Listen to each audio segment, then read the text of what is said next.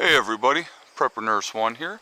Today is Sunday, August 30th, 2020. So here we got the contrast. Beautiful sunny skies over here, a nice big dark cloud over here. So before I get into the topic of this video, which is a doozy, which unbelievable. You can't make this stuff up, but anyway, before I get into the video, a couple things. I want to remind everybody I will be live streaming tonight at 8 p.m. Eastern Time. We're going to be talking about the people that are still doing or dealing with the aftermath of Hurricane Lori. Okay, so we're going to talk about that, how people are doing, who has still is without power, how has it affected everything, and all those type of things. So we're going to get into all of that tonight in the live stream at 8 p.m. Eastern Time, so I would ask you to please join me then at that time. Okay, so thank you ahead of time for that. It should be an interesting discussion, and I'm looking forward to it. All right, secondly, before we get into this topic, right now on my website, brotherinlaw.com, we are doing a sale with Legacy freeze-dried food. Okay, so if you go to my website, brotherinlaw.com, and the link is down in the description below. And if you go there, you will see store. You click on store, it drops down. You'll see Legacy Foods. We're doing a 20% off sale on all Legacy freeze-dried foods right now, and that is going to run, I believe we're doing it until the 8th or the 9th. It is not this Sunday, it is next Sunday. I think that's correct. I'll have to look and see, but I believe it is next Sunday, so it could be the 8th. So anyway, I'll have to look and see. I can't remember exactly. I have to look and see what we put down for the end date. But anyway, so we're running that sale right now. If you are looking to add to your freeze-dried food storage, it's a great opportunity for you to take advantage of that, especially with everything going on and the craziness going on.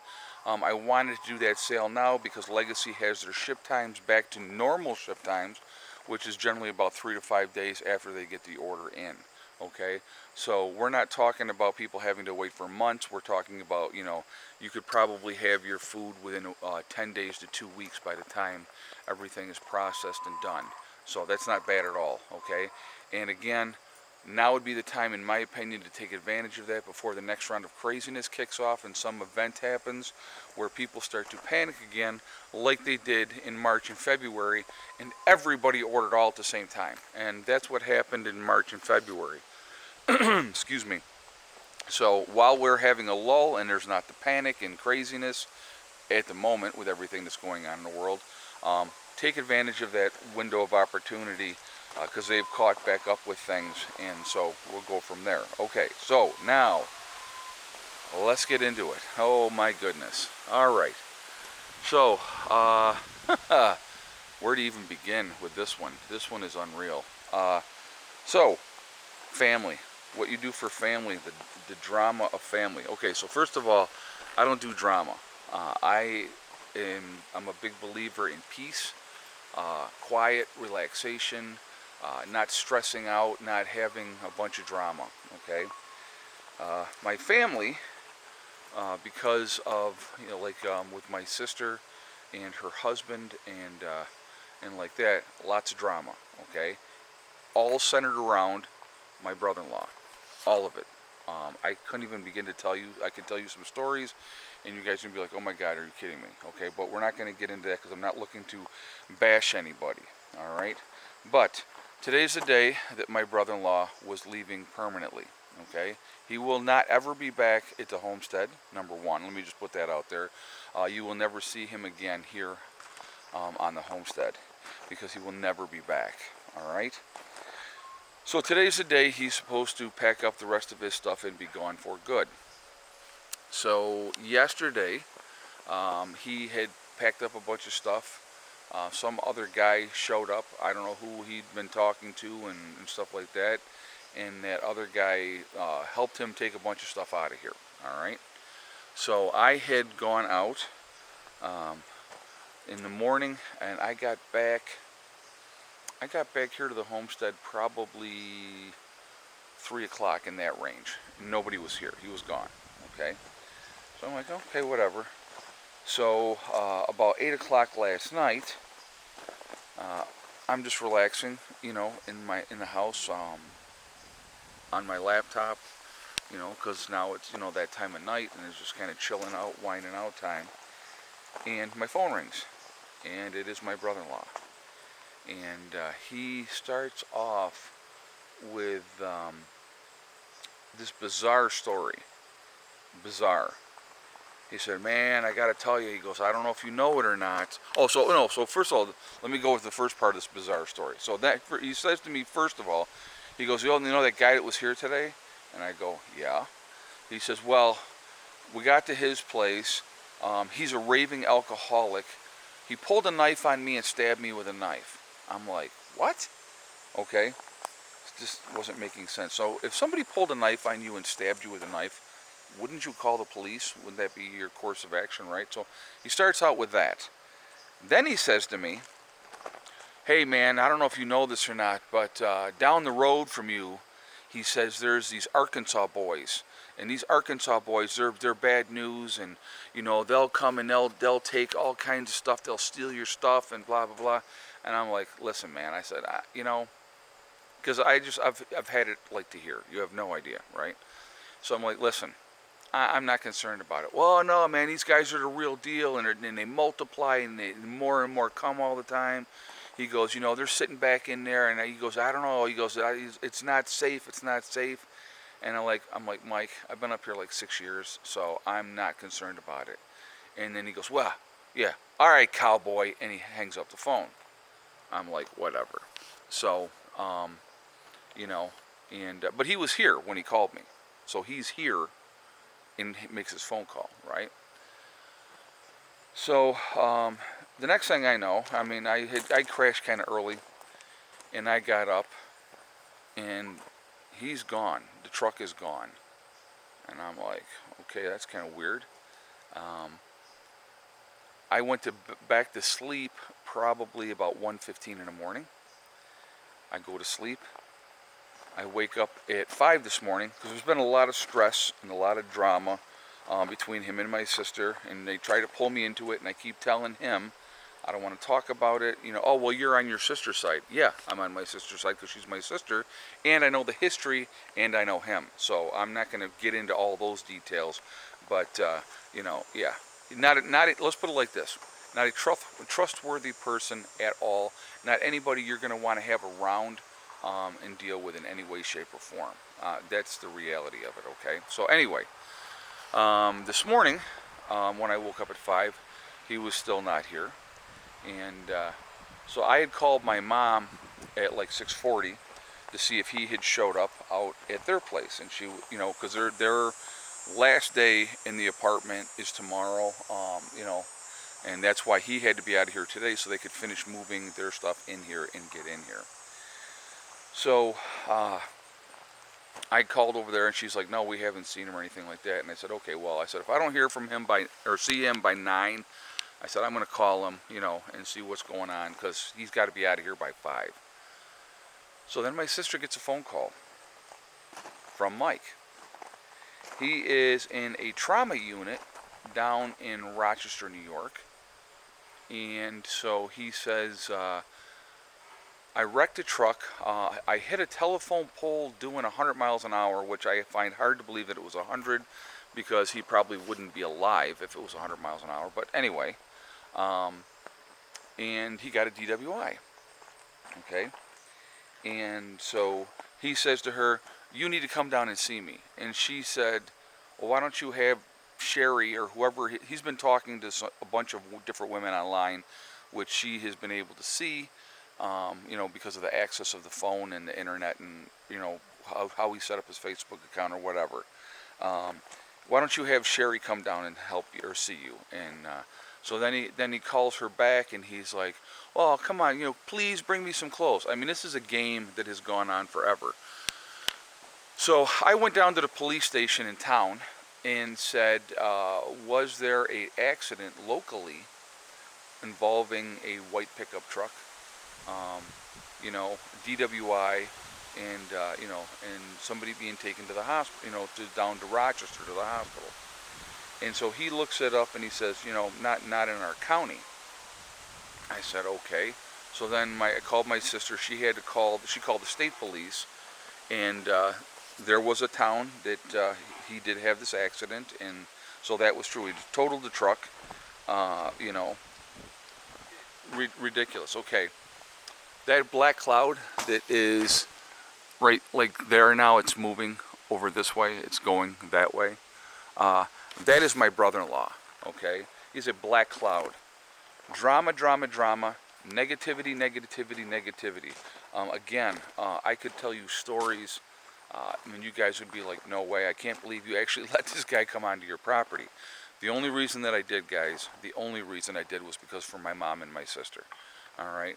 I would have tolerated a lot because of that.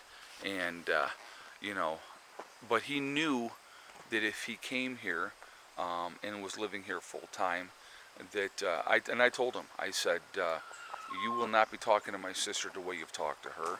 You will not talk to my mother the way that you've talked to her, you know. And so then, you know, they had decided to part ways. And so he was here for the last couple of weeks because my sister just didn't want to deal with him. So she dumped him on my lap, of course. And he'd been respectful. I'm going to say that. He hadn't been drinking and stuff like that. The guy's an alcoholic. He's a drug addict, a liar, pathological when it comes to lying, and a thief on top of it, because he's stolen from me personally, so I can say that, and it's 100% true. Okay, long story, long history, unbelievable ridiculousness. But anyway, that being said, that chapter is now closed because he will never be coming back here again. They packed up a bunch of his stuff. I don't know what they're doing with it. I don't care what they're doing with it. Like, he had some clothes or whatever. I think they're giving it to Goodwill. I don't know what they're doing with it. I'm not sure. I don't know. But he will not be back here. And I am very grateful for that, because I was basically today, when he was going to be leaving, I was going to tell him that you are not welcome to come back. My sister doesn't need to stress. She's been very, very stressed out for a long time. Dealing with this kind of drama and ridiculousness, and you know, and that's one of the reasons why I wanted her out here as well, because it was going to stop. And you know, you try not to get involved in relationships when it comes to, you know, husband and wife stuff, but when things are beyond insane, sometimes you have to step up. And but yeah, I mean, it's just craziness like you. Oh, and then I forgot to tell you this one. My neighbors that live over here, he stops in over there at some point last night, and you know, said, "Oh, is you know, the homeowner here?" And a friend that was there says, you know, lied and said, "No, they're not here right now. I'm babysitting." And he was like, "Oh, okay. I just wanted to introduce myself." Well, if you're leaving today, what is that all about? You know what I mean? It's just fighting with my neighbors. He didn't like Greg. He says to me, "Oh, you know, I know Greg's your buddy and stuff like that, but you know, that I don't trust that guy. That guy's this or that or the other thing." Started a fight with the other neighbor down the street, and it's like, and I told him, I don't do drama. So, anyway, that closes that chapter. I like to be honest with you guys. I want to tell you, I've wanted to get on here and say a lot of things. You know, I have, and I'm going to be honest, I've never cared for my brother-in-law. I don't hate anybody, okay? But I've never cared for my brother-in-law. There was many, many years that I didn't see my sister at all because of her choices that she has made, you know, and him being part of that. So, yeah, it's just, it has been a nightmare. And I'm glad that nightmare is over, because like I said, I don't do drama. Having my mom and my sister moving in here, they will be in here tomorrow. I'm very grateful for that. I can keep them safe. But yeah, he will never step foot on the property again, ever. So, yeah, so that's fun. So I thought I would share that with you guys and let you know. But it has been a very, very stressful last couple of weeks with dealing with that. Yeah, you know, and the work ethic is just, there is no work ethic with him. So, but anyway, I'm just happy that part is over. I'm just very, very happy. I was very much looking forward to today. You guys have no idea. But then, you know, he is, because he's a drama queen, you know, pulls this stunt last night. I don't know if it's his last cry for attention and, you know, trying to get her to come back to him, but she's had it, and I'm glad. I'm very, very glad. But yeah, he will not be back here, and will not be missed. I can say that as well. So anyway, sometimes that's too much TMI, I understand, but I just kind of wanted to share with you what has been going on, what I've been dealing with, which I don't like to deal with because, again, I don't like drama. So he's in a hospital. I don't know to the extent of what injuries he has, but you know, now he has a DWI to work on top of everything else. And you know, when you make your own bed, sometimes you have to lay in it. Sometimes you have to man up and act like a man. And some people just will never take responsibility. It's just the way that they are. But it's unfortunate. And again, I honestly do not wish him harm. I do not wish him bad. But I don't ever want to see him again. So anyway, so that's it, guys. Again, tonight I will be live streaming at 8 p.m. So please join me then. We're going to have a nice discussion like we always do. And so I look forward to seeing you all then tonight. But crazy stuff, guys. Crazy. Very interesting day. Very interesting. So I did not sleep well last night with everything that was going on, because I didn't know what was going to be happening and everything like that. And so it was quite interesting. So crazy day. So that's what's happening. I will see you all tonight at 8 p.m. Remember, guys, we are all in this together. That is important to remember. Also remember to hug and kiss the ones you love. Tell them every single day. Tomorrow is not guaranteed. We never know what's going to happen in life. So it's really important that we tell the people that we care about every single day how we feel. Also remember STD. It's one step at a time, one thing at a time, and one day at a time. Whatever you are trying to do, whatever you are trying to accomplish, you can do it. The only person that can stop you or hold you back is you. I'm just watching the dogs. That's what they were doing. That's the only person that can stop you, okay? Stay positive. Stay away from negativity, because I'll tell you what, that negativity will drag you down like a cancer. It really does.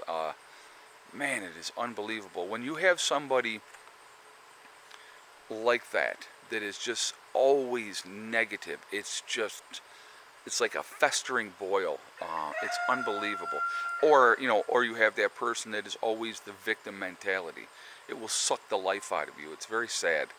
But anyway, I will see you all tonight. Have a great day. Prepper Nurse 1 out for now. There's Mr. Loose.